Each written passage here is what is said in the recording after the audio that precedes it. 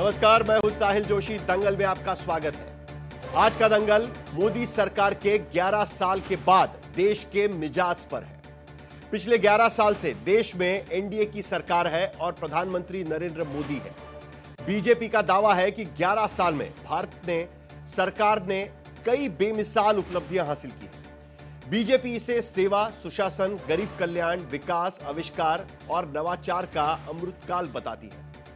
जनधन खातों से लेकर किसान निधि तक और गरीब कल्याण योजना से लेकर रेल, रोड, एयरपोर्ट, स्कूल, अस्पताल, पानी तक तमाम क्षेत्र में मोदी सरकार अभूतपूर्व विकास के दावे कर रही है। पिछले दिनों सरकार ने 11 साल पूरे होने पर 14 खंडों के 186 पन्नों में बताया है कि गरीब, किसान, महिला, युवा, मध्य वर्ग के कल्याण से लेकर इंफ्रास्ट्रक्चर, सुरक्षा, विदेश नीति तक मोदी सरकार ने क्या क्या काम किए हैं। लेकिन विपक्ष की ओर से सरकार के इन दावों पर सवाल खड़े किए जाते हैं। विपक्ष बेरोजगारी, महंगाई, भ्रष्टाचार, दलित अत्याचार से लेकर धार्मिक विद्वेष बढ़ाने के आरोप लगाती रही है। सरकार के दावे और विपक्ष के आरोपों में कितना दम है और देश की जनता मोदी सरकार के 11 साल पर क्या कहती है, इसी मुद्दे पर आज हम चर्चा करने जा रहे हैं। और हमारे साथ ये चर्चा में खास मेहमान भी शामिल होंगे। हमारे साथ सरकार की तरफ से भारतीय जनता पार्टी के प्रवक्ता शहजाद पूनावाला शामिल हो रहे हैं। आलोक शर्मा कांग्रेस की तरफ से अपनी भूमिका रखेंगे। Amitabh Tiwari political strategist, commentator, election analyst, researcher, ये भी चर्चा में शामिल हो रहे हैं। और आशुतोष पॉलिटिकल एनालिस्ट भी इस चर्चा में शामिल हो रहे हैं। उसके साथ साथ प्रोफेसर संगीत रागी भी अपनी भूमिका इस चर्चा में रखेंगे। कुल मिलाकर 11 साल प्रधानमंत्री नरेंद्र मोदी के नेतृत्व में एनडीए की सरकार चल रही है और ऐसे में अलग अलग मुद्दों पर सरकार ने किस तरीके से काम किया है और जनता इसके बारे में क्या सोचती है, इसको लेकर हमने लोगों से पूछा और देश की जनता की एक राय हमने रखने की कोशिश की है। मोदी सरकार के 11 साल पूरे होने के मौके पर देश भर में एक स्नैप पोल सर्वे हमने किया। मोदी सरकार पिछले 11 साल में कितनी सफल रही और देश की जनता उसे लेकर क्या राय रखती है, इसी मुद्दे पर हमने एक सरासरी पड़ताल की सी वोटर के जरिए, सी वोटर के साथ में, और हमने कई सवाल उनको पूछे। और ये जो स्नैप पोल है ये 7 से 9 जून के बीच में किया गया, यानी मोदी सरकार का अभी का 1 साल पूरा होते ही हमने ये किया हुआ है। तो 7 से 9 जून के बीच में किया है। 2592 लोग इसमें शामिल हुए थे। ये स्नैप पोल है, यह बात आपको ध्यान रखनी चाहिए। देश के हर राज्य, हर जिले के रहने वाले लोगों से टेलीफोन के जरिए इस सर्वे के सवाल पूछे गए हैं, जिनका उन्होंने विकल्पों में जवाब दिया है। इन जवाबों में 5% हम प्लस माइनस का मार्जिन एरर हम दे सकते हैं, यानी ऊपर नीचे हो सकता है। तो चलिए सबसे पहले जानते हैं कि मोदी सरकार के 11 साल पर क्या है देश की जनता का मिजाज। और सबसे पहले हम आपको बताएंगे, क्योंकि इस वक्त सबसे ज्यादा चर्चा पहलगाम का आतंकवादी हमला और उसको लेकर ऑपरेशन सिंदूर के बारे में चल रही है, तो इससे जुड़े मुद्दों पर देश के जनता की राय क्या है वो सबसे पहले हम आपके सामने रखना चाहते हैं। तो पहला सवाल हमने ये पूछा कि राष्ट्रीय सुरक्षा, आतंक से लड़ाई में मोदी सरकार का प्रदर्शन कैसा रहा। शानदार कहने वाले लोग हैं 53.9%, 53.9%। ठीक ठाक रहा 13.4% और औसत रहा 12%। लोग कहते हैं कि औसत ठीक ठाक रहा और 16.5% लोग कहते हैं कि खराब रहा। मोदी सरकार आंतरिक सुरक्षा, राष्ट्रीय सुरक्षा और आतंक की लड़ाई में खराब प्रदर्शन रहा कहने वाले 16.5%। दूसरा सवाल हमने पूछा था, क्योंकि कई सारे डिप्लोमेटिक डेलीगेशन सरकार की तरफ से भेजे गए थे जिसमें विपक्षी नेता भी थे। तो सवाल यह था, भारत पाक मसले पर डिप्लोमेटिक डेलीगेशन में विपक्षी नेताओं के चयन के पीछे क्या राजनीति थी, क्या आपको लगता है? क्योंकि विपक्ष बार बार यह आरोप लगा रहा था। तो हां, बिल्कुल राजनीति थी कहने वाले हैं 24.1%। कुछ हद तक राजनीति थी ये मानने वाले लोग हैं 23.5%, यानी करीब करीब अगर हम कहें तो 47%, 48% लोग कहते हैं कि हां राजनीति हो सकती है। और बिल्कुल राजनीति नहीं थी ये कहने वाले हैं 39.8%, 39.8%। कह नहीं सकते कहने वाले हैं 12.6%। डिप्लोमेटिक डेलीगेशन में अगला सवाल हमारा यह था कि डिप्लोमेटिक डेलीगेशन में विपक्षी सांसदों को भेजने से सरकार और विपक्ष के संबंध क्या सुधरेंगे? 44.6% लोग कहते हैं कि हां सुधर सकते हैं। 26.7% लोग कहते हैं कि नहीं, अभी भी नहीं सुधर सकते, और कहना मुश्किल है 28.6%, क्योंकि कई लोग चौंक गए थे कि विपक्ष के लोग भी इस डेलीगेशन में शामिल है, तो 44% लोगों को लगता है कि हां शायद संबंध सुधर सकते हैं। चौथा सवाल यह था, पहलगाम हमले और ऑपरेशन सिंदूर पर असदुद्दीन ओवैसी के बयानों से उनका सम्मान बढ़ा, तो हां कहने वाले हैं 50.9%। असदुद्दीन ओवैसी लगातार इस बात को लेकर बयान दे रहे थे और खुद होकर ऑल पार्टी मीटिंग में भी शामिल हुए थे, जबकि उनको पहले बुलाया नहीं गया था। कुछ हद तक बेहतर रहा 17.1%, और बिल्कुल उनकी छवि, उनका सम्मान बढ़ा नहीं है, ये कहने वाले भी लोग हैं जो कहते हैं 18.5% लोग कहते हैं कि बिल्कुल नहीं सुधरी, और कह नहीं सकते, कहने वाले भी 13.5% है। और पांचवा सवाल हमारा यह था कि पहलगाम हमले और ऑपरेशन सिंदूर पर शशि थरूर के बयानों से उनका सम्मान बढ़ा है क्या, क्योंकि कई बार यह देखा गया कि शशि थरूर पार्टी से विपरीत जाकर भूमिका रखने की कोशिश कर रहे हैं, खासकर ट्रंप की भूमिका को लेकर, तो इसको लेकर क्या उनका सम्मान बढ़ा है? बेहद सम्मान बढ़ा है, कहने वाले हैं 43.8%, यानी 43.8% लोग ये कह रहे हैं। कुछ हद तक उनका सम्मान बढ़ा है, कहने वाले हैं 22.1%, और बिल्कुल नहीं कहने वाले हैं 14.5%, कह नहीं सकते कहने वाले हैं 19.6%। और इसी संदर्भ में आखिरी सवाल हमारा यह था कि ऑपरेशन सिंदूर पर सरकार के समर्थक शशि थरूर पर सवाल उठाने से क्या कांग्रेस को नुकसान हुआ? बिल्कुल बहुत नुकसान हुआ, यह कहने वाले हैं 52.4%। कुछ नुकसान हुआ है, यह कहने वाले हैं 14.3%, और कोई नुकसान नहीं हुआ, कहने वाले हैं 24%। यही बड़ा इंटरेस्टिंग मुद्दा है चर्चा की शुरुआत करनी है, और मेरा मानना है कि हमें कई सारे सवाल लोगों के सामने रखने हैं। इसके लिए अपनी अपनी भूमिका जल्दी से रखिए तो उसका फायदा होगा। शहजाद, हमने देखा कि जिस तरीके से ये नतीजे यहां पर नजर आ रहे हैं, जो सर्वे के नतीजे यहां पर हम सामने रखने की कोशिश कर रहे हैं, उसमें ये तो दिखता है, लोग कहते हैं कि हां आपने काफी अच्छा काम किया है नेशनल सिक्योरिटी को लेकर, आतंक के खिलाफ लड़ाई को लेकर भी, लेकिन आश्चर्य की बात यह है कि शानदार काम तो है, लेकिन फिर भी पहलगाम जैसे हमले नहीं रुक रहे हैं। यह बात भी उतनी ही सही है। शहजाद, देखिए, एक बात स्पष्ट है कि पिछले 11 वर्षों में एक नया नॉर्मल, जहां तक सुशासन, सेवा, गरीब कल्याण का स्थापित किया गया है। हमने देखा है 25% जो पॉवर्टी थी वो गिरकर आज 5% हो चुकी है। 25 करोड़ लोगों को गरीबी से निकाला है। अर्थव्यवस्था में भी एक नया नॉर्मल स्थापित किया है, फ्रेजाइल 5 से फास्टेस्ट 5 में आ गए हैं। उसी प्रकार से राष्ट्रीय सुरक्षा और कानून व्यवस्था पर भी एक नया नॉर्मल स्थापित हुआ है। और आपको याद होगा, मैं एक तस्वीर या एक दृश्य देना चाहता हूं। वो तस्वीर जहां पर यासीन मलिक, जो आज की तारीख में कन्विक्टेड आतंकी है, वो बुलाया जाता था प्रधानमंत्री कार्यालय में बिरयानी खाने के लिए। 26/11 होता था, जिससे आप और मैं और मेरे कई सारे घर वाले प्रभावित हुए। आपको याद होगा साहिल जी, 167 लोग मारे गए। उसमें हम लोग most favoured nation status Pakistan को देकर आते थे, उल्टा कहते थे कि बलूचिस्तान में हमने आतंकवाद किया।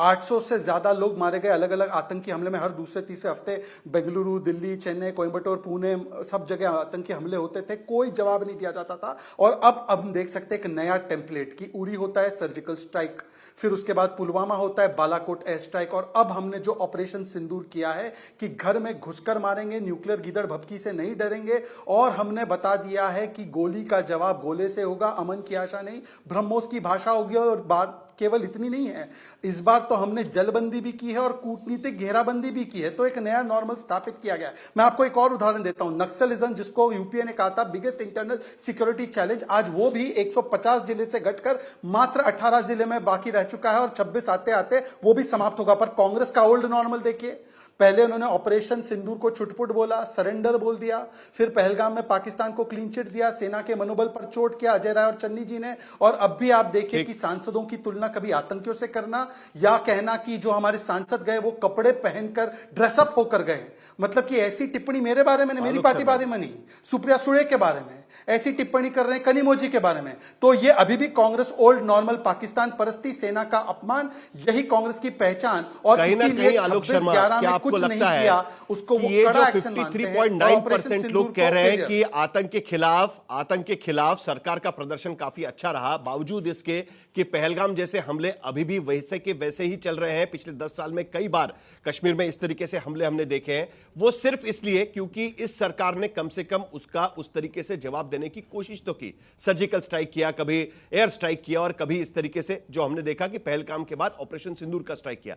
यह वजह आपको नजर आती है कि जिसके वजह से 53.9% लोग कहते हैं कि हां, शानदार प्रदर्शन रहा इस पूरे मामले को लेकर। देखिए, मैं कहूंगा कि 11 साल झूठ का बाजार और जुमले कई हजार, और इस तरह के 2,500 लोगों का सर्वे करके और सवाल मनमाफिक जो बीजेपी के पसंद के हों, उस तरह के सवालों से कोई हम एक किसी नतीजे पे नहीं पहुंच सकते। 4-5 सवाल मैं दे देता हूं। जी, हम नतीजे पर नहीं पहुंच रहे। मैं एक बार क्लैरिफाई कर दूं, क्योंकि आपने सर्वे पर सवाल उठाए। हम लोग सर्वे पर ही चर्चा करेंगे, और ये ट्रैकर लगातार चलता रहता है। इसमें एनडीए के समर्थक भी लोग हैं और कांग्रेस या यूपीए या इंडिया अलायंस के समर्थक भी लोग हैं। तो हम जो सर्वे रखा है उस पर हम बात करेंगे। सर साहिल जी, 150 करोड़ लोगों में 2,500 लोगों का सर्वे करके और दर्शकों को हम भ्रमित करें तो मैं जरूर सवाल उठाऊंगा। मैं एक सवाल पूछता हूं, मैं 4-5 सवाल दे देता हूं। तो मैंने आपको जवाब दे दिया उसको जो लग रहा था। देखिए, आप बीच में बोलते रहेंगे। सवाल उठाना आपका काम है, मैं भी आपकी हम भी क्लैरिफाई कर ही सकते हैं ना कि सर्वे क्या है करके। क्लैरिफाई कर दीजिए, बहुत अच्छी बात है, बहुत अच्छी बात है। मैं तो कह रहा हूं अगला सर्वे का जो आगे के कुछ नतीजे आपको अच्छे लगेंगे तब ये मत कहिएगा कि सर्वे। साहिल जी, मैं तो पहले ही कह रहा हूं कि आगे के नतीजे हमारे मनमाफिक हैं, फिर भी उसके ऊपर सवाल उठा रहा हूं। 5 सवाल मैं दे देता हूं कि देश के प्रधानमंत्री क्या हिम्मत नहीं जुटा पाए एक प्रेस कॉन्फ्रेंस करने की? क्या देश के प्रधानमंत्री को ऑल पार्टी मीटिंग में जाना चाहिए था कि नहीं? क्या देश के प्रधानमंत्री को जब तक हमारी यहां पर चिताएं ठंडी नहीं हुई थी, क्या बिहार में वोट मांगना चाहिए था कि नहीं? 4 आतंकवादी क्यों नहीं पकड़े गए? इसमें फेलियर किसका है? 12 बार ट्रंप ने जो कहा उसका प्रधानमंत्री, एक कमजोर प्रधानमंत्री, जवाब नहीं दे पाए। इस पर भी राय ले लेते। चीन को क्लीन चिट देने वाले प्रधानमंत्री के ऊपर भी राय ले लेते। दुर्भाग्य यह है कि इस तरह का सर्वे और इस तरह का क्वेश्चनियर बनाया जाता है कि उससे कहीं ना कहीं एंगल आज भी कांग्रेस को ही कहीं ना कहीं कटघरे में खड़ा करने का है। एक कमजोर सरकार जिसने विदेश नीति का भट्टा बैठा दिया हो, उनसे ये 6 सवाल मैं दे रहा हूं साहिल जी। इन 6 पे 5,000 के छोड़िए, आप 5 लाख पे सर्वे करवा के देख लीजिए, आपको पता चल जाएगा। मैं फिर कहूंगा, 11 साल में देश का बेहाल कर दिया, विदेश नीति का भट्टा बैठा दिया इन्होंने। 35 रुपए में पेट्रोल मिल रहा है, 35 रुपए का डॉलर है, 100 स्मार्ट सिटी है, बुलेट ट्रेन से मैं बैठकर आया हूं, 2 करोड़ रोजगार मिल गए। पावर्टी लाइन की डेफिनेशन तमाम पूरा पैनल बता के जाएगा आज तक के। वो सारे भी सवाल है सर। फिलहाल हम लोग सुरक्षा को लेकर बात करते हैं, राष्ट्रीय सुरक्षा और आतंकवाद को लेकर बात करते हैं। मैं वही जो सवाल रखा है उस पर बात करेंगे ना आलोक जी। फिर क्या है ना, मामला भटक जाएगा। जब मैं इकोनॉमी के मुद्दे लेकर आऊंगा तब आप एक बार भी बीजेपी प्रवक्ता के बीच में नहीं बोले। एक ढांचा रखा है, उस पर चलते हैं आलोक जी। उसकी शुरुआत देखिए कहां से। हम लोग बहेंगे नहीं इधर, प्लीज। मैं फिर कहूंगा, मैं नहीं बहकूंगा। बहके हुए आपके सवाल हैं, आपका जो नैरेटिव बनाया हुआ है वो बहकाने के लिए है। मैं बिल्कुल कटाक्ष कर रहा हूं सीधा सीधा। मैं फिर कहूंगा कि मणिपुर जो हालत हुई है, और उसके बाद भी हम कहें कि हम सिक्योरिटी के मामले में सही हैं, 4 आतंकवादियों को हम नहीं पकड़ पाए, और फिर कहें कि हम सिक्योरिटी में बहुत आगे निकल गए हैं। पूरी तरह से जिस तरह से ट्रंप हमारी विदेश नीति की धज्जियां उड़ा रहा है, उसके बाद कहें कि हमारी डिफेंस नीति बहुत अच्छी है, तो मैं इसके आगे कोई शब्द इस्तेमाल नहीं करना चाहता आपके क्वेश्चनियर के ऊपर।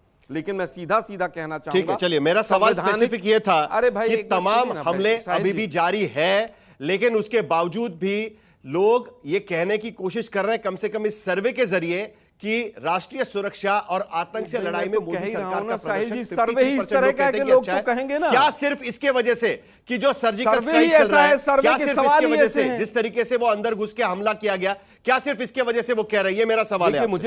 मुझे लगता है कि पहले भी सर्जिकल स्ट्राइक हुई है, पहले भी पाकिस्तान के 2 टुकड़े किए गए हैं, पहले भी सबक सिखाया गया है। एक बार नहीं, कई बार सबक सिखाया गया है, और इस बार तो नरेंद्र मोदी जी ने सरेंडर कर दिया है। उसके बाद भी अगर लोग कर रहे हैं तो इस तरह के सर्वे ही नैरेटिव बनाते हैं। तमाम जो लोगों ने जल्दी से शहजाद पूनावाला इस 20 सेकंड में आपका रिएक्शन, फिर बाकी पैनलिस्ट के पास भी जाना, और कई सारे सवाल अभी भी बाकी हैं।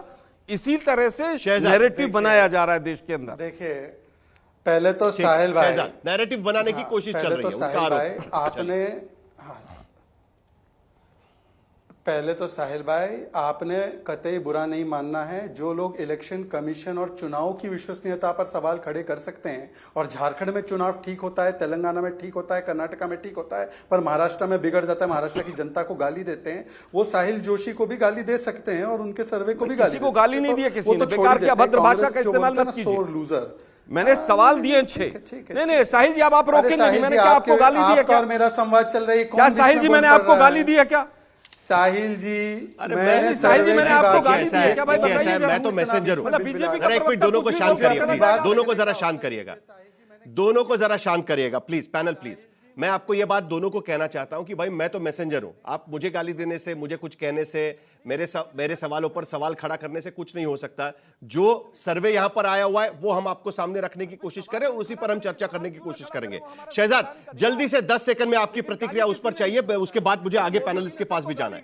शहजाद जी, और मैं अपनी भूमिका रख सकता हूं, मुझे किसी के हेल्प की जरूरत नहीं है सर। प्लीज शहजाद, जल्दी से। आपको भी नहीं है और इलेक्शन कमीशन को भी नहीं है। मैं केवल अपनी भूमिका रख रहा हूं। अब सुनिए ना, बिल्कुल। अभी किसी ने कहा सरेंडर कर दिया। ये सवाल शशि थरूर से पूछा, शशि थरूर से, तो शशि थरूर खिलखिला के हंसने लगे, बोलने लगे कौन है ये ऐसी बातें करने वाला। ना ट्रंप का कोई मीडिएशन न था, ना कोई थर्ड पार्टी मीडिएशन था। उनके डीजीएमओ ने हमें कॉल किया, तो चलिए डीजीएमओ की मत मानो, एमईए की मत मानो, शशि, मनीष और सलमान की तो मानो। और शशि, मनीष और सलमान की नहीं भाई, ट्रंप अपने घर में मीडिएशन करा दे, अपने घर में सीज फायर करा दे। पर मीडिएशन ये होता है जब आप विदेश में जाकर कहते हो कि US UK must intervene. Mediation वो होता है जब कश्मीर को आप प्लेबिसिट के लिए दे देते हैं। मीडिएशन वो होता है जब इंदिरा गांधी, जो हमने पाया था 1971 में, वो मंच डिबेट वो टेबल पे जाकर दे देती है 15,000 स्क्वायर किलोमीटर, 93,000। जो सवाल मैंने कांग्रेस से किया था बिना हमारे 54 उसी सवाल के साथ ये मैं होता आपके है पास आना दबाव। चाहता हूं। पहलगाम जैसे हमले लगातार हो ही रहे हैं। ऐसा नहीं है कि मोदी सरकार आने के बाद जम्मू कश्मीर में टेररिज्म खत्म हो गया है। ऐसा भी नहीं हुआ है कि 370 कलम हटाने के बाद जम्मू कश्मीर में टेररिज्म खत्म हुआ है। लेकिन फिर भी लोगों को लगता है कि मोदी सरकार जिस तरीके से एक्शन लेती है, डायरेक्ट एक्शन लेने की कोशिश करती है, उसके वजह से शायद उनके पक्ष में अभी भी कई सारे लोग वोट डालने को तैयार है। क्या ये जो सर्वे के नतीजे दिख रहे हैं उसको लेकर आपकी क्या प्रतिक्रिया रही? ये आप मुझसे पूछ रहे हैं? जी सर।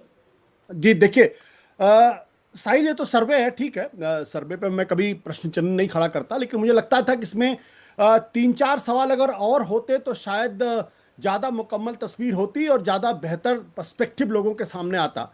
क्योंकि इस सर्वे में जो 2-3 सवाल हैं जिनको मैं सोच रहा था कि शायद वो सवाल होते, जैसे कि सीज फायर पर जो प्रधानमंत्री जी का जो फैसला था या सरकार का फैसला था, उस पर लोगों की क्या राय थी। क्योंकि सीज फायर के मसले पर मैंने ये देखा कि जो तमाम जो भारतीय जनता पार्टी प्रधानमंत्री जी के अपने खुद समर्थक, आपको आशुतोष याद होगा पिछला जो सर्वे हमने किया था उस पे हमने सीज फायर का सवाल पूछा था और लोग बड़े होशियार है। उस वक्त उन्होंने जैसे ही सीज फायर हुआ था, घोषणा हुई थी, उसके बाद लोगों की राय भी बदली हुई वहां पर नजर आई थी। आपको याद होगा, पिछली बार आप ही उस पैनल में भी थे।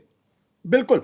तो लेकिन जब आप 1 साल के उस पे कर रहे हैं, तो और दूसरा जैसे ट्रंप के मसले पर जो सवाल था, वो सवाल भी इसमें होना चाहिए। और साथ ही साथ एक तरीके से अगर हम देखें कि जो विदेश मंत्री ने जो बताया था, जो ये 3 ऐसे मुद्दे थे जो, और यह स्पेशल सेशन, ये 4 मुद्दे पिछले 1 महीने से लगातार टीवी चैनल्स के डिस्कशन में थे, डिबेट में थे, लोगों के बीच में चर्चा का प्रश्न थे।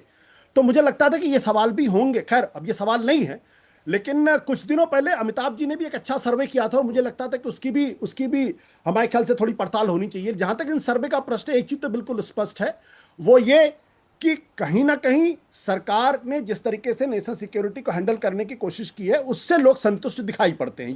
ये अपने आप में सर्वे का एक अच्छा पहलू है। और मुझे लगता है कि जब नेशनल सिक्योरिटी का प्रश्न आता है तो देश एकजुट होकर एक साथ काम करता और एक आवाज से बात करता, ये उसका प्रतिफलन हमको यहां दिखाई पड़ता। लेकिन उसके पीछे की जो पूरी पॉलिटिक्स थी उसको लोगों ने रिजेक्ट किया है।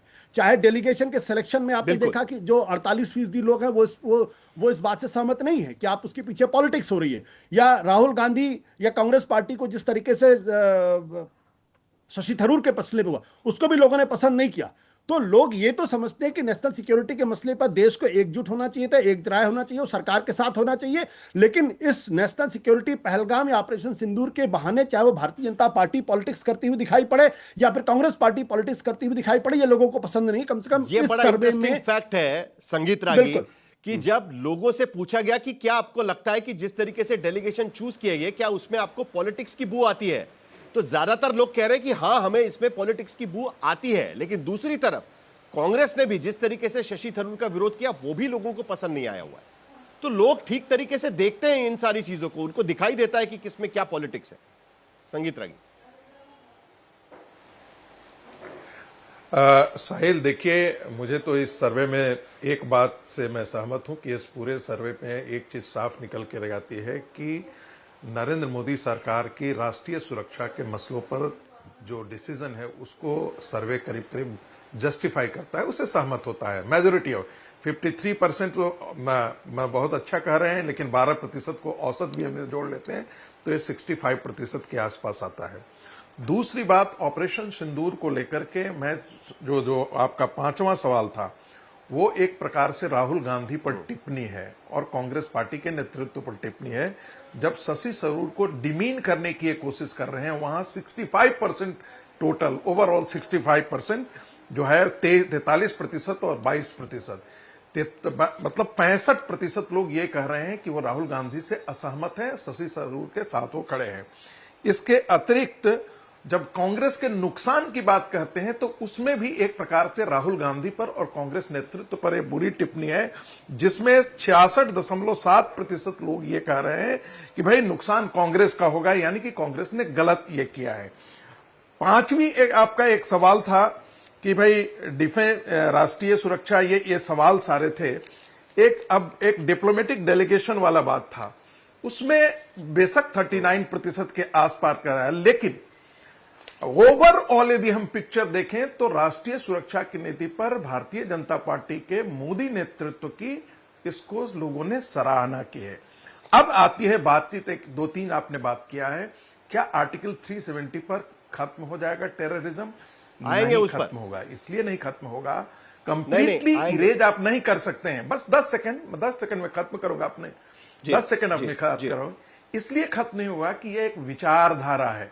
और आपने देखा होगा कि फिलिस्तीन में टेररिज्म खत्म नहीं हुआ है, वो एक मानसिकता है जिसको हम इस्लामिक रेडिकलिज्म कहते हैं, वो जारी रहेगा, छिटपुट घटनाएं होती रहेंगी और भारत को इसका जवाब देते रहना पड़ेगा। इंटरनेशनल डेलीगेशन में जाने के बाद में जो फिलिस्तीन ने किया हुआ है वो अब टेररिज्म नहीं लगता है। आपने पढ़े होंगे लोगों के रिएक्शंस एएनआई पे और इस पे, जो सऊदी अरेबिया जाने के बाद फिलिस्तीन के जो पूरा कॉज है उसको सपोर्ट करते हुए वगैरह, तो उस पर हम चर्चा पे आएंगे। लेकिन अमिताभ तिवारी, ओवरऑल अगर आप देखें तो इस पे एक बात साफ नजर आती है, जो मुद्दा बार बार उठाया जाता है कि आतंक के खिलाफ लड़ाई में अभी भी लोगों को लगता है। एक मिनट संगीत रागी जी आपके पास दोबारा आऊंगा।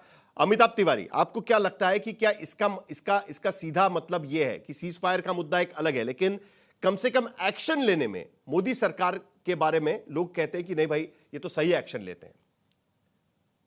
ऑफ कोर्स, क्लियरली जो सीरीज ऑफ स्टेप्स हैं, आप बालाकोट एयर स्ट्राइक देख लीजिए, उरी का सर्जिकल स्ट्राइक देख लीजिए, और इस ऑपरेशन सिंदूर के बाद भी, और ऑफ कोर्स इसमें थोड़ा बहुत रिसेंसी बायस है, इसीलिए ±5% मार्जिन एरर है, लेकिन क्लियरली जो पॉलिटिकल विल नरेंद्र मोदी की सरकार ने दिखाया है और पाकिस्तान के खिलाफ जब भी इस तरह के मामले हुए हैं एक डिसाइसिव एक्शन लिया है, उसके सपोर्ट में जनता जो है वो क्लियरली नजर आ रही है। लेकिन देखिए, किसी भी सर्वे में पॉजिटिव्स और नेगेटिव्स दोनों होते हैं, दोनों पक्षों के लिए, और ये पब्लिक है वो सब जानती है। सीधा दूसरे सवाल में पब्लिक कह रही है कि जब डेलीगेशन बनाया गया और बिना पॉलिटिकल पार्टीज के कंसल्टेशन के या कुछ पॉलिटिकल पार्टी से कंसल्ट नहीं किया गया, उसमें पॉलिटिक्स हुई, वो भी हमको क्लियरली दिख रहा है कि हाँ हुई है। आई मीन ज्यादातर लोग कह रहे हैं कि हुई है।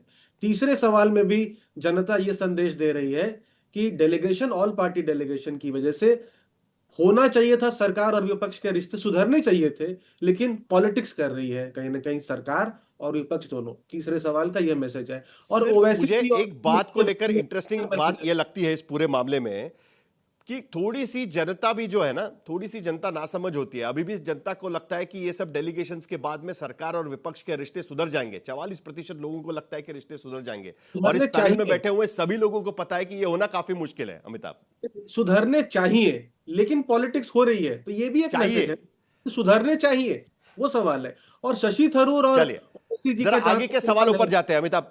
बाकी के सवाल भी काफी है, इकोनॉमी से रिलेटेड भी काफी सवाल है जिसका इंतजार यहां पर पैनल पे लोग कर रहे हैं, तो जरा उस पर भी हम नजर डालते हैं कि जब पूछा गया कि मोदी सरकार ने किया गया कौन सा सुधार सबसे प्रभावी रहा, अब यहां पर देखिएगा लोगों ने खुद होकर नाम सजेस्ट किए हुए हैं, तो इसके लिए जरा वो बड़ा इंटरेस्टिंग है। सबसे जीएसटी को 11.5% लोग कहते हैं कि सबसे प्रभावी सुधार रहा। डिजिटल इंडिया 19.9%, ऑलमोस्ट 20% लोग कहते हैं कि यह सुधार सबसे इंटरेस्टिंग रहा, क्योंकि आजकल हम देख रहे हैं कि डिजिटल इंडिया काफी लोग इस्तेमाल कर रहे हैं, फिर वो एप्स हो या बाकी सारी चीज हो, या पे एप्स हो या बाकी सारी चीज हो। मेक इन इंडिया सिर्फ 10% लोग कहते हैं कि यह सुधार काफी सफल रहा। सीएए 9.1% लोग कह रहे हैं। अनुच्छेद 370 18.1% लोग सिर्फ कह रहे हैं कि हाँ ये सुधार काफी अच्छा रहा। यानी नंबर 1 पर डिजिटल इंडिया, नंबर 2 पर अनुच्छेद 370। जनधन आधार मोबाइल 9.1%। जनधन योजना को लेकर सरकार अपनी उपलब्धियां गिनवा रही है, लेकिन सिर्फ 9.1% लोगों को लगता है कि यह सबसे बड़ा सुधार है, और अन्य के खाते में 16.6% लोग यहां पर वोट डाल रहे हैं। दूसरा सवाल उनको पूछा गया कि मोदी सरकार ने अर्थव्यवस्था को कैसे संभाला।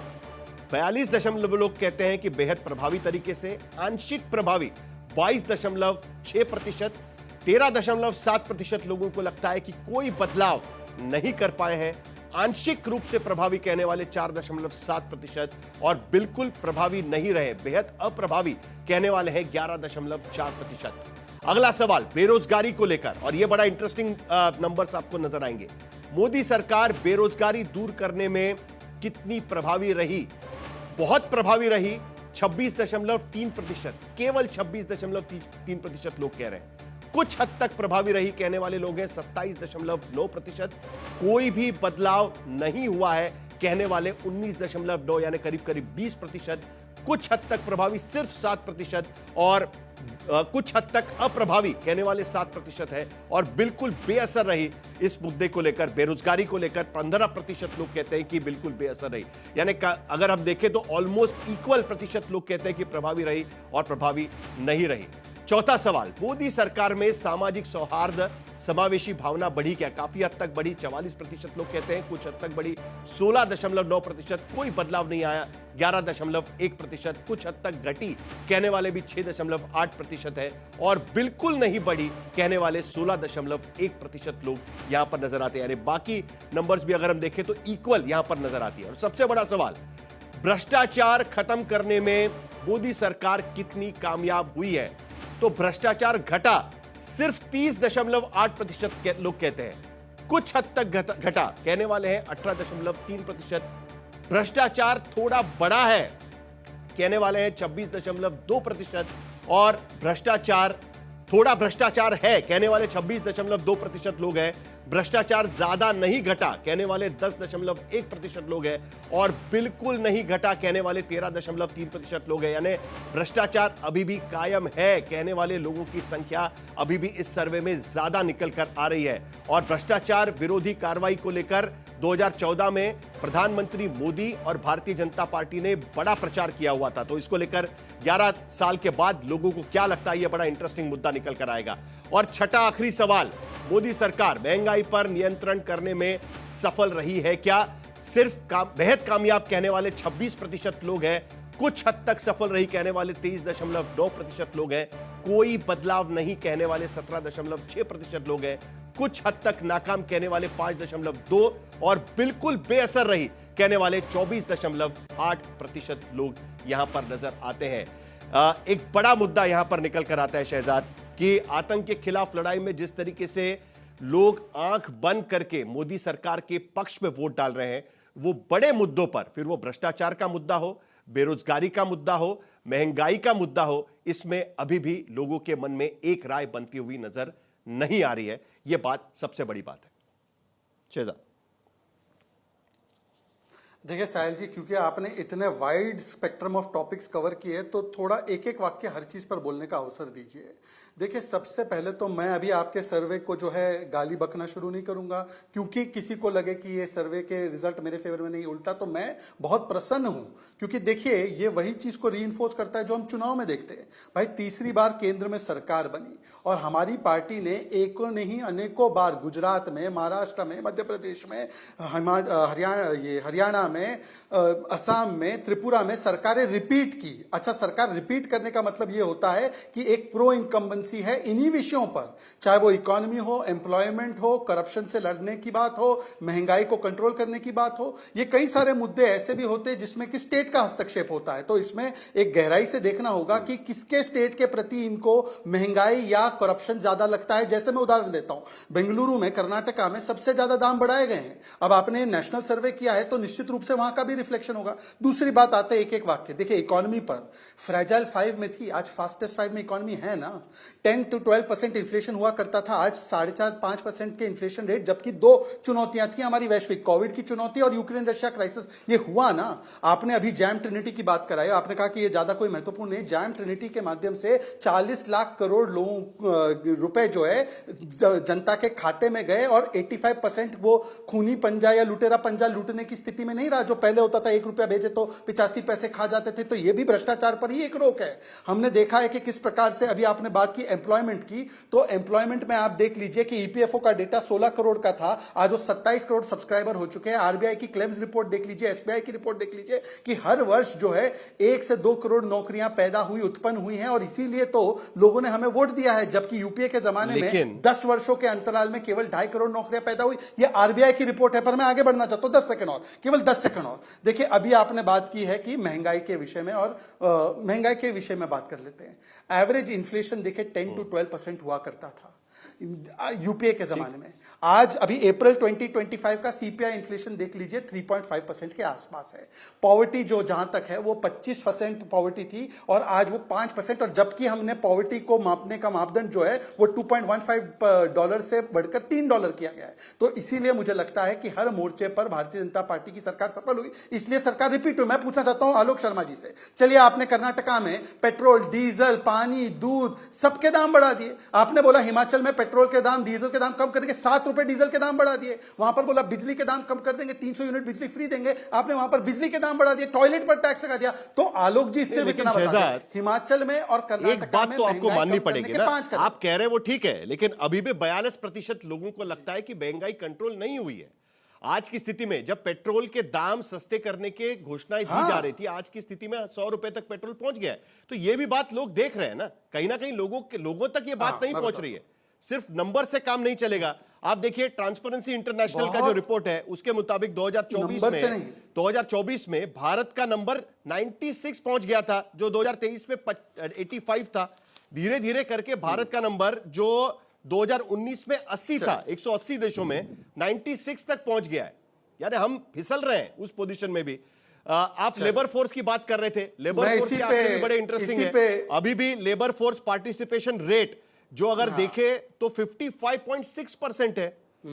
81 करोड़ लोग अभी भी सही एम्प्लॉयमेंट के सर्च में यहां पर घूमते रहते हैं। तो लोगों के मन में जो दिखता है वो यहां पर नजर तो आ ही रहा है ना कहीं ना कहीं। और भी एक एक करके जवाब दे देता हूं। और इसीलिए सबका प्रयास ऐड किया गया है। आज की जेपी नड्डा की प्रेस कॉन्फ्रेंस में देख रहा था, उन्होंने कहा कि सबका प्रयास, एक नई चीज ऐड हो गई है इसमें। साहिल जी, इसी पे मैं स्पेसिफिकली आपको जवाब दे देता हूं। साहिल जी, आप ना थोड़ा एक तुलना कीजिए, उत्तर प्रदेश या दिल्ली या उत्तराखंड का पेट्रोल का 1 लीटर का रेट और तेलंगाना का 1 लीटर का रेट। हमने तो पेट्रोल डीजल पर जो है उस पे एक्साइज ड्यूटी 2 बार काटी, हमारे स्टेट्स ने वैट काटा। सबसे ज्यादा वैट कहां लगा रखा है इन लोगों ने, जरा पूछ लीजिएगा, ये नहीं बता पाएंगे, ये कहीं और डाइवर्ट करेंगे। और ये भी 2004 से 14 के बीच में कितना पेट्रोल का दाम बढ़ा, सुन लीजिए 10 सेकंड, और 14 से 24 के बीच में कितना बढ़ा है। आप 150% बढ़ता था, आज वहां पे मात्र 20-30% बढ़ा है। जबकि इतनी वैश्विक शहजाद यहाँ पर कंपैरिजन जो आपने कह रहे हैं कि स्टेट्स की वजह से महंगाई बढ़ रही है। एक नया लॉजिक वहां पर वो लेकर आए हैं कि स्टेट्स के वजह से यहाँ पर नहीं, जरा एक मिनट, मेरे पास समय खत्म हो जाएगा इसके लिए। आलोक शर्मा जी, जल्दी से आपका जवाब। देखिए, मुझे लगता है कि साहिल जी इतना ही समय मुझे दे दीजिएगा, विपक्ष को समय ज्यादा मिलना चाहिए।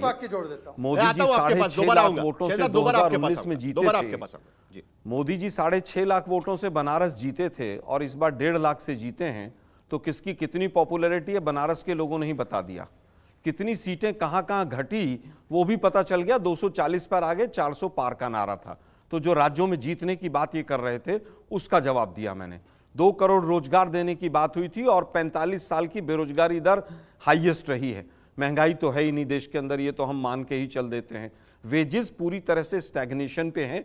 एनसीआरबी के आंकड़े उठाकर देखिए, महिलाओं पर अत्याचार, सुसाइड रेट और किसानों का सुसाइड रेट, तमाम चीजें देख लीजिए। भुखमरी के इंडेक्स में हम कहां चले गए वो देख लीजिए।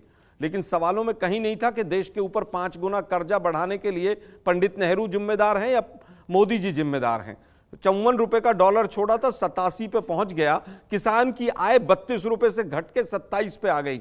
आज हालत यह है कि मॉल न्यूट्रिशन हो, एनीमिया हो और स्कूल बंद करने के रेट हो। तमाम चीजों में पूरा देश अव्वल चल रहा है इस समय पर। दुर्भाग्य यह है कि मैंने पहले भी कहा कि 11 साल झूठ का बाजार और जुमले कई हजार, इसके आगे कुछ भी नहीं। 10-10 वैकेंसी के लिए गुजरात में 35-35 हजार लोग अप्लाई करते हैं और ग्रिल टूट जाती हैं। सारे पेपर लीक होने के रिकॉर्ड टूट गए और उसके बाद कहते हैं कि साहब बेरोजगारी हमने कम कर दी है। मुझे लगता है कि सवालों में भी तमाम चीजें ऐसी हैं। जिस तरह से भ्रष्टाचार के आपने ऊपर पूछा सवाल, मैं तो कह रहा हूं कि पूछना चाहिए कि भाई राफेल की जांच ठीक हो गई थी, क्या हुई थी कि नहीं हुई थी? क्या वो अडानी को जो भ्रष्टाचार के माध्यम से जो तमाम चीजें दी जा रही हैं, हवाई अड्डे और एयरपोर्ट, क्या वो ठीक है कि नहीं? ये सवाल पूछ लेते कि जो 50 साल में हमने कमाया था सब कुछ पूरी तरह से 2-3 व्यापारियों को दिया जा रहा है, क्या वो ठीक है कि नहीं है? सवालों का जो दायरा है वो बड़ा ऐसा है कि जिससे कहीं ना कहीं बीजेपी को फायदा हो। चाहे आंकड़े मुझे अभी पक्ष में लग रहा हूं, मैं फिर भी सवालों के ऊपर तमाम सवाल उठा रहा हूं कि ये सवाल कहीं ना कहीं आलोक शर्मा जी, जिस सरकार देखिए लोग समझदार है, लोग कह रहे हैं कि करप्शन कम नहीं हुआ है। करप्शन के मुद्दे पर अभी भी सरकार के खिलाफ यहां पर लोग सवाल उठाते यहां पर नजर आ रहे हैं। मैं तो कह रहा हूं सवाल करप्शन के मामले में सरकार ने किस तरीके से हैंडल किया, यही सवाल था। साहिल जी, मैं फिर कह रहा हूं, विजय माल्या का इंटरव्यू किसी हिंदुस्तान के मीडिया ने दिखाया, कह के गया कि मैं विदेश मंत्री को बता के गया था।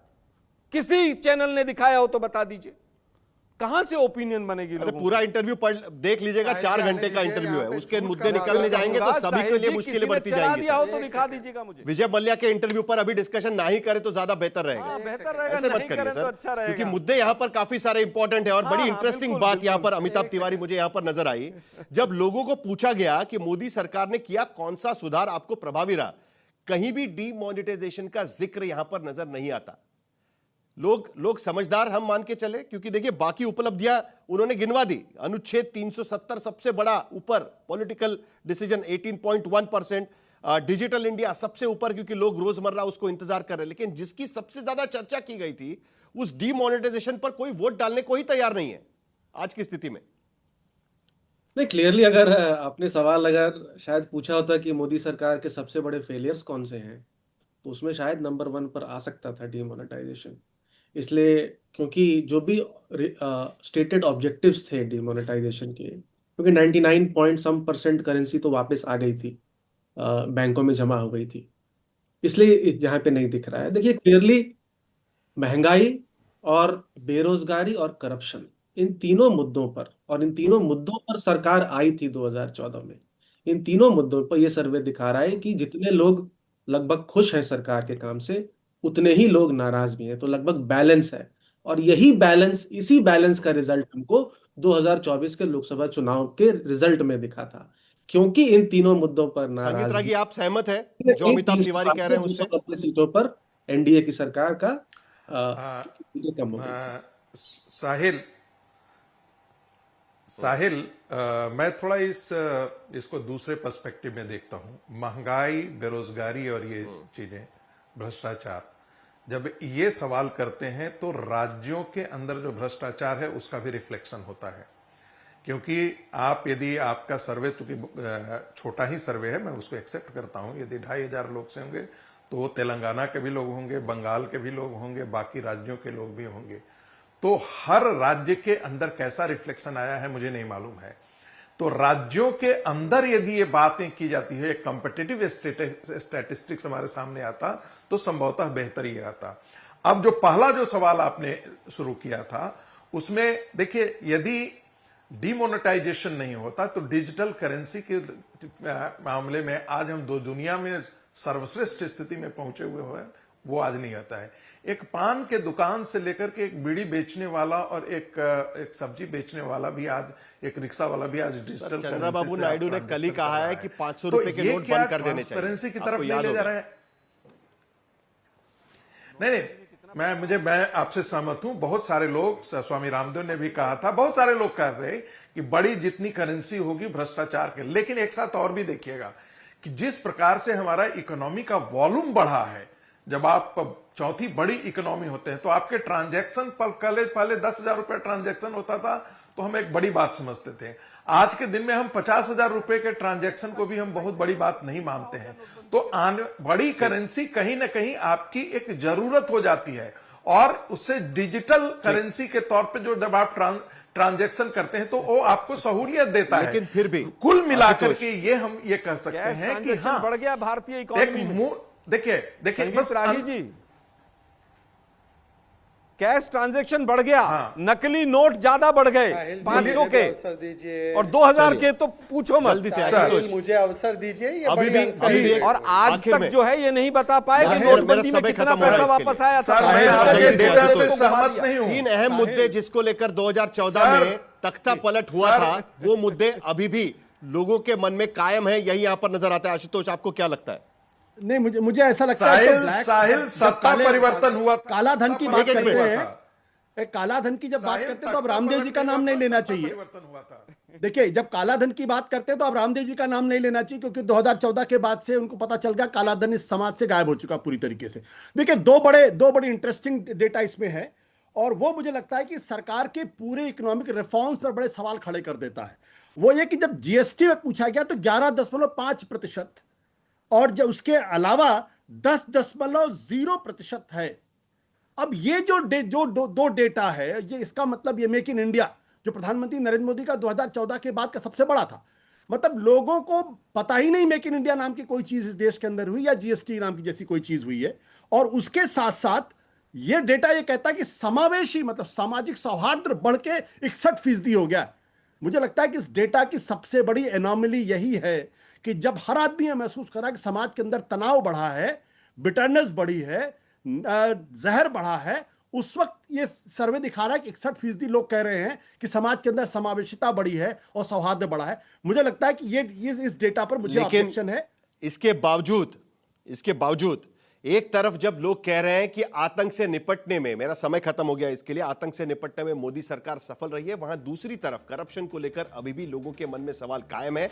लेकिन आखिर में सबसे बड़ी बात कि अभी भी जब लोगों को पूछा गया कि क्या 2029 में नरेंद्र मोदी को ही प्रधानमंत्री बनना चाहिए, तो 59.3% लोग कहते हैं कि हां, उन्हें ही प्रधानमंत्री बनना चाहिए। यह बहुत बड़ी बात है जिसका विपक्ष को भी विचार करना जरूरी रहेगा। मोदी सरकार की नीतियों से भारत की ग्लोबल छवि सुधरी है। 56.2% लोग कह रहे हैं कि हां, बिल्कुल सुधरी है। कहीं ना कहीं परसेप्शन अभी भी लोगों के मन में है कि ग्लोबल छवि नरेंद्र मोदी सरकार आने के बाद सुधरी है। और सबसे आखिर में जब विपक्ष की भूमिका को लेकर सवाल पूछा गया, तब बेहद सृजनात्मक विपक्ष की भूमिका रही है 26.3% और कुछ हद तक प्रभावी 25.2%। यानी कहीं ना कहीं विपक्ष की भूमिका को लेकर भी लोगों के मन में कुछ सवाल अभी भी यहां पर बाकी है। यह बात जरूर है कि हमने जो सर्वे किया है वो स्नैप पोल है, लेकिन कहीं ना कहीं लोगों के मन में भारत में क्या विचार चल रहा है मोदी सरकार के 11 साल के कार्यकाल को लेकर, यही हमने आपके सामने रखने की कोशिश की। मेरे तमाम पैनलिस्ट को बहुत बहुत शुक्रिया। और आज तक पर एक छोटा सा ब्रेक हम लेंगे, ब्रेक के बाद देखेंगे हल्ला बोल। आप देखते रहिए आज।